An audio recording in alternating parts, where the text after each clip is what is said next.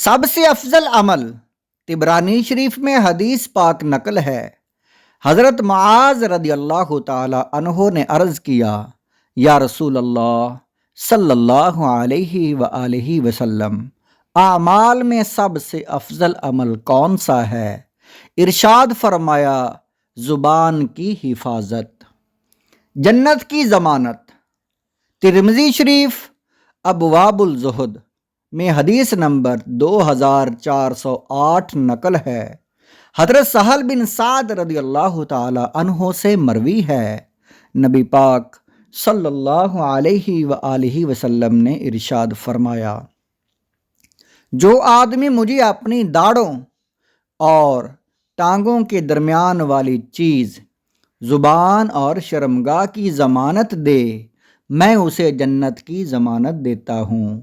محترم حضرات، یہاں ایک عقدے کی بات کرتا چلوں تاکہ ہم سب کا ایمان تازہ ہو جائے، ایک عقیدے کی بات کرتا چلوں تاکہ ہم سب کا ایمان تازہ ہو جائے۔ جنت کی ضمانت وہی دے سکتا ہے جسے جنت عطا کرنے کا اختیار ہو۔ محبوب کریم صلی اللہ علیہ وآلہ وسلم کا یہ فرمانا کہ میں جنت کی ضمانت دیتا ہوں، واضح کر رہا ہے کہ اللہ تعالیٰ نے اپنے محبوب صلی اللہ علیہ وآلہ وسلم کو جنت کا بھی مالک بنایا ہے۔ زبان سے نکلے ہوئے ہر لفظ کا حساب ہوگا۔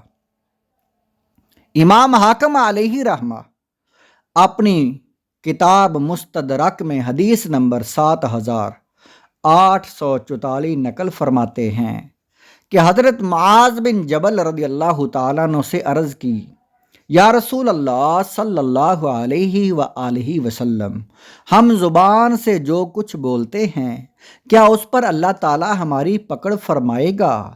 تو نبی پاک صلی اللہ علیہ وآلہ وسلم نے ان کی ران پر ہاتھ مارتے ہوئے ارشاد فرمایا، اے معاذ، تمہیں تمہاری ماں روئے۔ یہ جملہ اہل عرب ادب سکھانے، غفلت سے بیدار کرنے اور اپنی بات کی اہمیت بیان کرنے کے لیے بولا کرتے تھے۔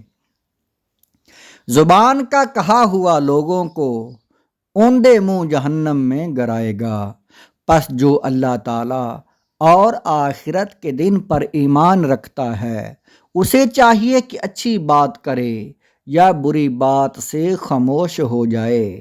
ناظرین کرام، ایک حدیث پاک میں آپ کو سناتا ہوں۔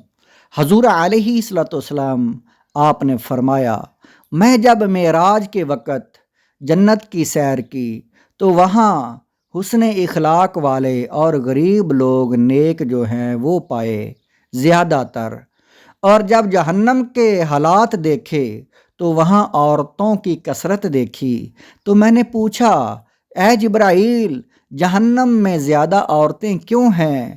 تو جبرائیل علیہ السلام نے عرض کی، یا رسول اللہ، جہنم میں عورتیں اس لیے زیادہ ہیں کہ وہ زبان کی بری ہوتی ہیں، زبان کی کڑوی ہوتی ہیں، اس لیے، اور وہ خاوند کی ناشکری کرتی ہیں، اس لیے جہنم میں زیادہ ہیں۔